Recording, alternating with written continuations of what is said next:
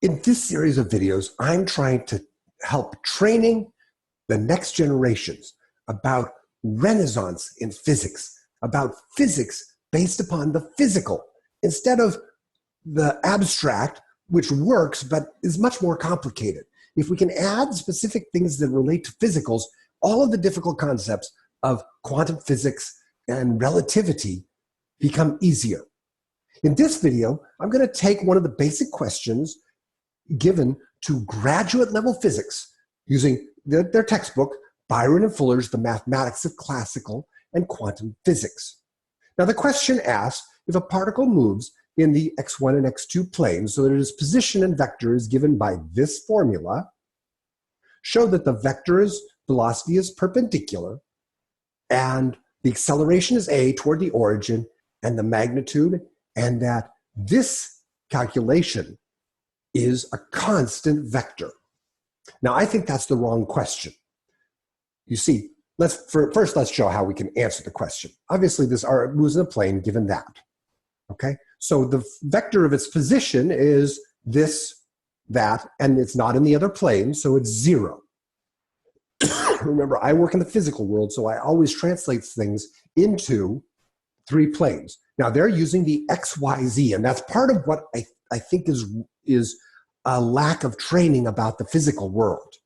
Now, then I say the velocity, which to me is the position change, and so I use a physics stats that says 1 dot for that radius as it changed, and 2 dots for the acceleration, and then 3 dots for the field or the ether that surrounds it.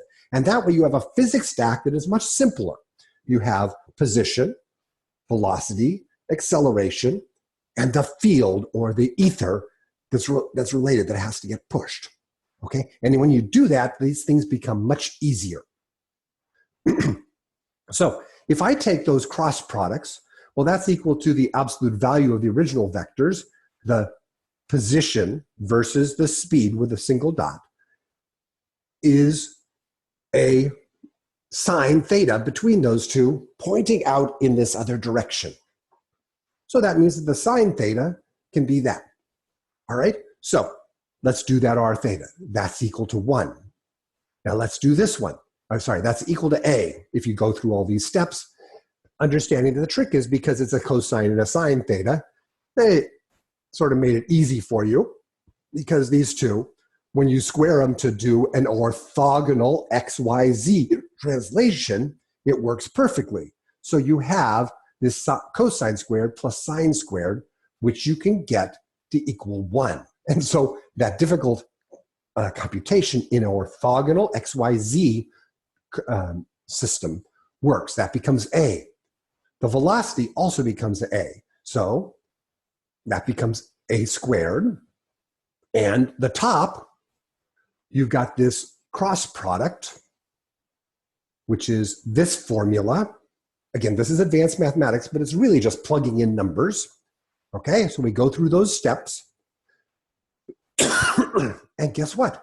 That becomes a squared. Again, I get to eliminate that simple cross product, because when I do this cross product here, that's cosine times cosine, which is cosine squared, times sine plus sine minus sine squared. But then I got another minus sign, so it's cosine squared plus sine squared, which is, guess what? That's that fun distance formula. So that becomes a squared, and this E3 is the X3. It always points out in another direction. So the magnitude of that is a squared. So that sine squared is a squared over a squared, which equals 1.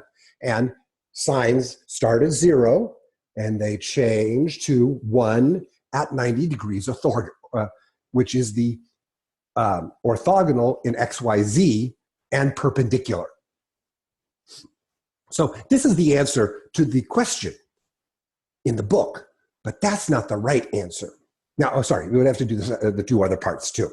Let's do those same parts then for, is the acceleration towards the origin.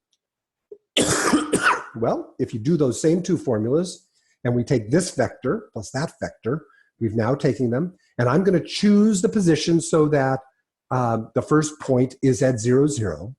okay? And then we do these calculations. Then we get that this is cosine squared minus cosine squared.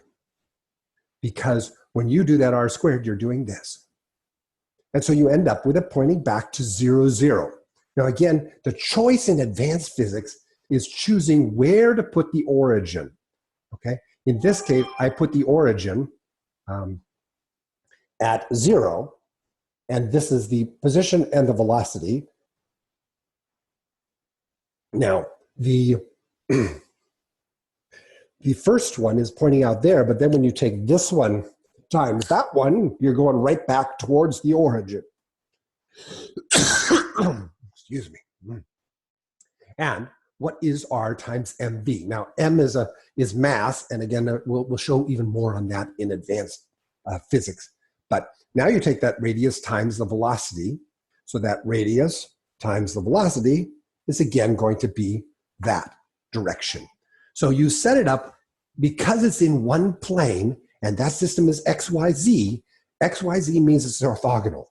When you get to subatomics, that's a bad choice because subatomic physics is hemispherical and orthogonal does not apply, and you have to use certain things. Now, this is a little more complex.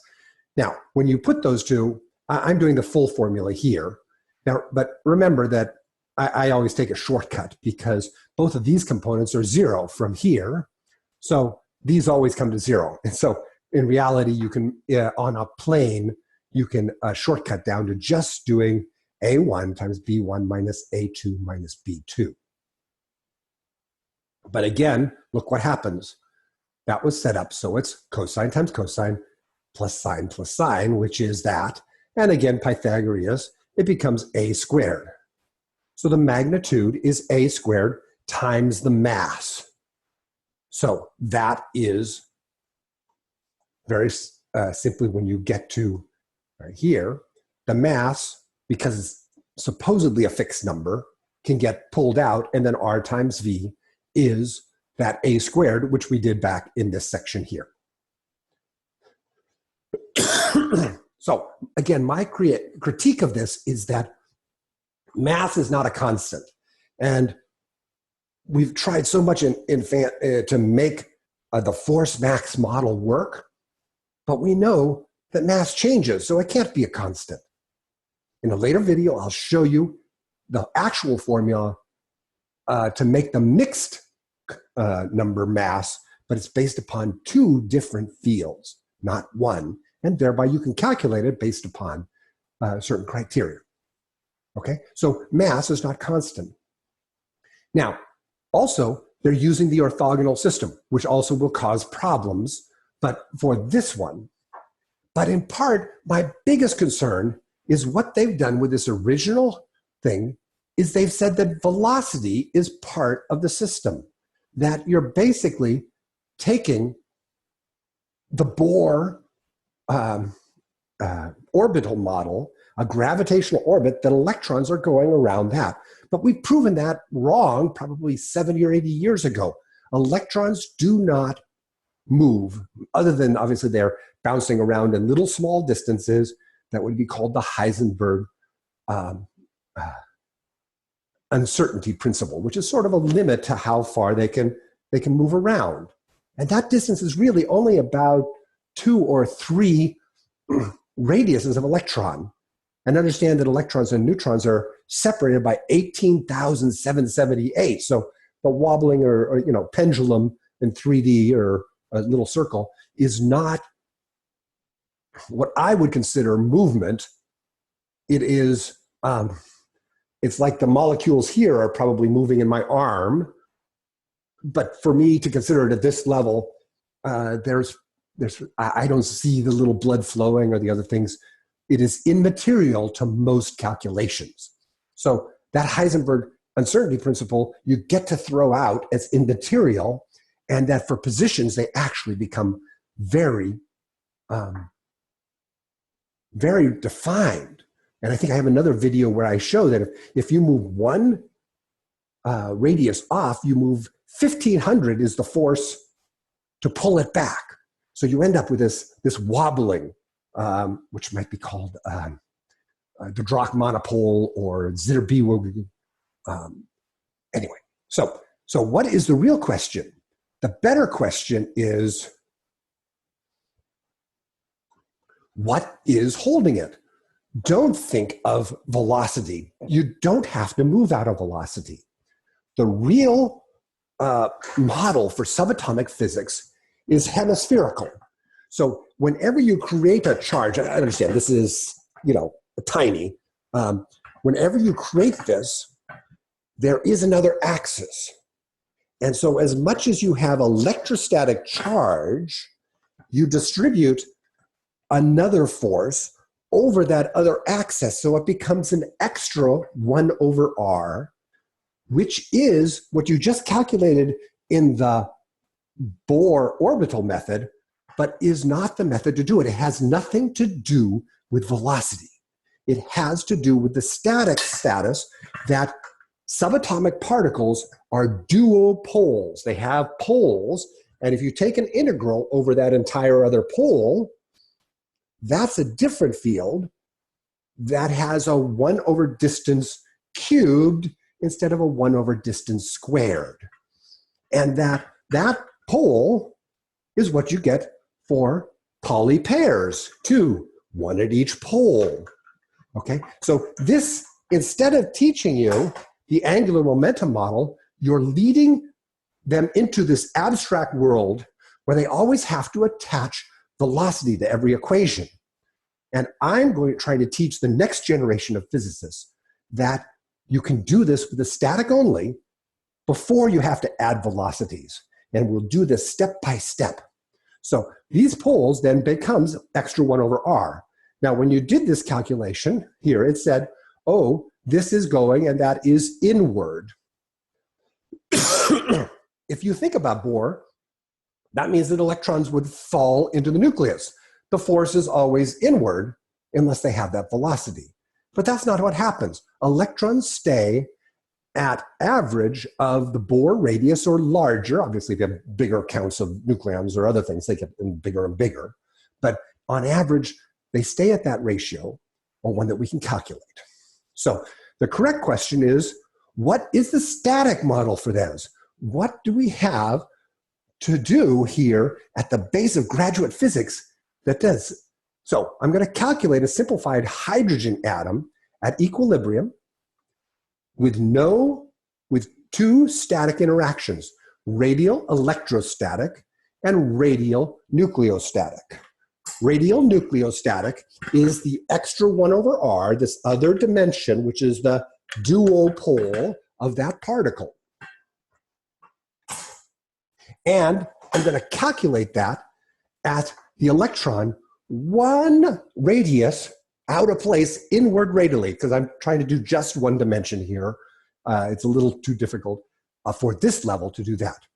And I presented this as a paper on the energy well. So what is the basic model of electrons in a shell? You have 1 over distance cubed. And for electron versus proton, those are opposites. So opposites attract. And so in physics, that is physics negative. And that means that the acceleration is to reduce, negative, the distance between those particles. So when you have a positive proton times a negative electron, the result is negative, and that does. This is the electrostatic 1 over x squared force or acceleration level going for the electron to fall in the nucleus. However, as I said, there's the world comes in balance, back to Newton. If you have a charge, you must have the balance. You can't just have this field without having a balancing field. But the balancing field is different. It's got these 2 axes and thereby has that extra 1 over r. So that is the green field. This is the nucleostatic extra 1 over r, 1 over x cubed. Now, if you'll notice, that actually is physics positive, always opposite electrostatic. Just like in the nucleus, You have the strong nuclear force, which is opposite of the electrostatic, but in that case it's proton-proton, plus times plus. So the things are reversed, and the geometry becomes a little more complex. But here, you'll get this. Now, guess what? That goes up faster. Look, it's called a nuclear force because 1 over distance cubed is exponentially faster. So if you go beyond 10 times that, that's 1,000th the strength. So once you get past 10 Bohr radius of hydrogens, you're going to have this is immaterial. Hence why nobody measures it, because there's not an instrument that we have that can get inside the nucleus. We can only do it by examination of results. But if you take that 1 over extra r, if we take Bohr at his math philosophy, without the radius, without the angular momentum, we can get exactly the same math, but we can do it in a static model. Now, the thing is, if you have 1 over distance squared and 1 over distance cubed, as x gets less than 1, the results change. This actually becomes bigger. At this point, this is at 1.5, and that's only at 1. Okay, so what happened? Well, that is, if you have, think about it this way. If I have 1 over x squared and x goes to 0, the result goes to infinity squared. But if I have 1 over x cubed and x goes to 0, that becomes infinity cubed. Now, that's crazy because it actually makes sense that infinity cubed is infinitely bigger than infinity squared. However, more importantly, that becomes a wall of repulsion. This black is the net of those two, the physics positive repulsive nucleostatic force and the physics negative electrostatic. Now, that means that I have this magic physics self-correcting equilibrium. It passes from physics positive at smaller distances to physics negative. And so if the distance gets bigger, its physics negatives gets pulled back. If the distance gets too big, it gets pulled in. So it is a self-correcting equilibrium. And it's at the Bohr radius for the simplified 1 proton, 1 electron hydrogen atom. And so that location, the Bohr hydrogen radius, is very important, as it's the basis for every calculation that we're going to do. And part of it is that it applies for 2 different forces. You see, at that Bohr radius, this here is Planck's constant. That is h hat c. And this here is minus h hat c. So the magnitude of both the nucleostatic and the electrostatic is Planck at Bohr. Now we're talking about that we understand the Planck constant not as an abstract unit, this small unit of energy, but it's a smaller unit of energy at a specific distance in a field. So I can start to do more calculations. This is much different than what was taught by the angular momentum, because you can't keep a rotating thing in place and have it bond, because it's going to bond with this other molecule, and then this rotation will get pushed by the outer electrons. It doesn't work. So let's try and do that calculation. Okay, the radial electrostatic, minus 1 times plus 1, so that becomes a negative sign. There's the constant. Remember, I don't use, I use particles, not charges. So this is divided by 2 times the charge. My equations eliminate mixed constants and get back everything to Planck at Bohr. Now, obviously, this is the official distance, and scale, that becomes that, okay, squared, and thereby you get the 1 over distance squared, and then the radial electrostatic is that number. Now, the radial nucleostatic is repulsive, positive, physics positive, repulsive, different constant, but that constant is the same at every distance, but the distance then becomes cubed instead of squared. and that becomes positive. When I add the two together, it equals 0. So this is the natural equilibrium. I talked about how if I make that distance a little bit less. So what if I take this radial distance and I adjust it slightly? I'm going to move that electron by 1 electron radius, just down here at the 1/18,000th of the distance. Okay, that constant stays the same, these stay the same, but these two, this one changes by squared, slightly different, and that one squared. That becomes this number and that number, and there's a leftover amount. And that leftover amount, I increase from 177 to 205, so I increase the distance. Thereby, it becomes negative, exactly as I said. That particle is going to be wanting to pull back. Now, let's get the sense of that. That acceleration is 10 to the minus 17th. If you looked at the actual distance of the radius, the amount that I moved was 0.0177, 0.0326 of that. That means that as soon as I move one particle away, it wants to get pulled back in a second. It's going to accelerate back 1,500 particles in the opposite direction. That's what I call an energy well. If you've got that, it's like being in a well that's, say, 1 to radius is big, and 1,500, the wall is 1,500. Now, this is not your typical pendulum, because if you thought about this, you'd say, oh, good, I have a wall, and then I have that, and I sort of bounce between the two. But what I showed you is which is stronger. That inside wall is 1 over distance cubed, a steeper wall than the 1 over distance squared. So it's very steep here and a little less steep here. Now, the electron to climb out of that really has to get bounced by something. But it can move around, but that is an unbalanced 3D behavior, which is one of the most confusing things about quantum mechanics, because the electrons don't behave properly. They move around, and that range here is what you would call the Heisenberg uncertainty principle, that you don't know where it is given our current level of measuring that by things that are the same size. Now, let's see that in the vector math, because that's what they were teaching in this. So remember, these are radial only, and I've converted here, you see, from X, Y, Z. It's important because subatomic physics is in the radius, inclination or longitude, and latitude.